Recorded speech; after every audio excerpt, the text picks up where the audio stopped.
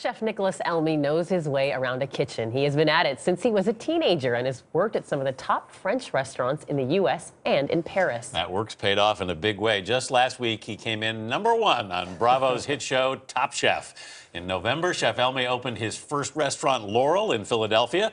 And this week, the James Beard Foundation named Laurel a semifinalist in the Best New Restaurant category.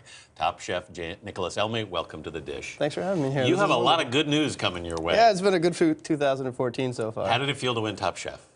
Oh, it was pretty awesome. It was, I mean, it was in October, so it's kind of fun to have a secret for that long and not have to tell anybody. But, You're literally, you can only tell, I think it's your wife and your lawyer, that's it? Yeah, who is fortunately also my partner, so my business partner. Right. But yeah, it's pretty funny. You just try to have fun with it. Everybody wants to know.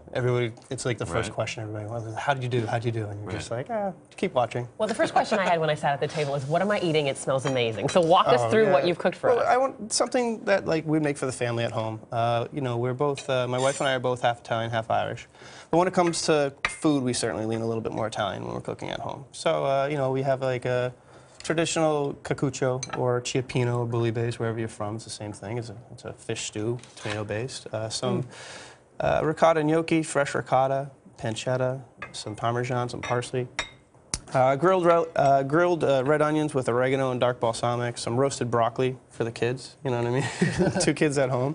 And to finish is sweet polenta. It's funny that you should mention your kids because it seems like family and cooking have always been synonymous for you throughout your career. Yeah, absolutely. You know, I started cooking by taking, you know, essentially a home economics class at school, but I was one of 6. You know, we kind of started, by the time we were teenagers, we all took turns cooking at home. I each had a nice night of the week, and I was fortunate to be the good one. So, you know, I gradually moved into the restaurant scene when I was like 14 and kind of just took it from there. So you knew that early? Yeah. What you wanted to cook. Very, I mean, I still tried to go to a big boy college first before I went to culinary school, but yeah. You were headed for an economics degree or something, yeah, right? Accounting and economics. Yeah. And then I dropped out of school and told my parents I wanted to pursue culinary arts. And how did they react when you said it? My parents are so supportive. They were like, Yeah. and it was the worst part was it was like midnight. I woke my mom up. I was like, wake up, wake up. I want to go to culinary school and drop out. She was like, okay, sweetie. we'll do the stuff tomorrow. Well, it's rare also because I read in your bio that, you know, most chefs can say, here's when I knew I wanted to be a chef. You know the day. You said on a Thursday you realized you wanted to be a chef. Yeah, what is that about? It was like, it was just, you know, one day you're just cooking, and I was cooking for my family, and I just looked up, and I was just like, this is awesome. Like, making people happy, cooking food that you love to do, being passionate about what you're doing. It's like, I feel like I'm very fortunate to be one of those people that actually enjoys going to work in the morning. Why did you fall in love with cooking, do you think? It's something that you're always learning. You know what I mean? Every day you wake up, as long as you're studying, as long as you're trying, as long as you're reading, you can always learn. There's always something new to do. There's always somebody else out there doing something different. So I don't know, it's just a constant evolution that you're taking yourself through. I want to ask you about Top Chef. You yourself said I was, quote, assertive in the kitchen. That's a good, yeah. What do you mean by that? I mean, what is your style? Are you the kind of person that takes charge of a kitchen? Or how do you sort of make sure that you are the top chef? I think that, you know, I've always been aggressive in the way I cook, but to the point, well, I mean, I'm more OCD and I expect a lot of myself, so I expect a lot of everybody who's with me in the kitchen.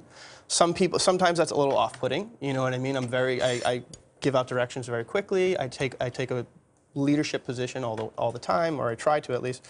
And, you know, when you're on a show like that, when there's 19 other chefs, you know, who all kind of feel the same way, you know, whoever's most aggressive kind of goes first. And that's kind of what I did. And looking at the timing of this, am I right that while you were filming Top Chef, you were also planning opening your new restaurant? Yeah, we had a little bit of a break between New Orleans and Hawaii, and that's when we started building the restaurant. So you had a lot going on. Yeah, we're doing a lot.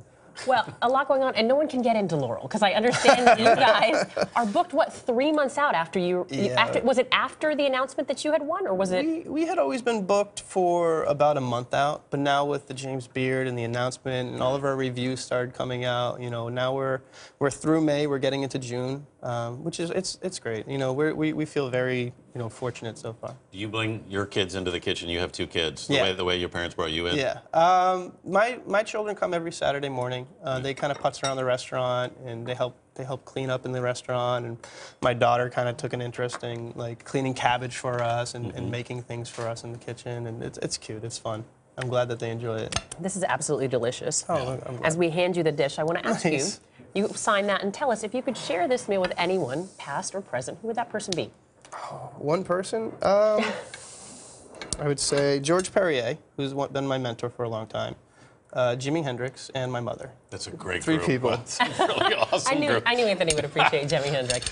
Chef Nicholas Elmi, thank you so much. And for Thanks for more having on us. Nicholas Elmi and the dish, head to our website at CBS This Morning.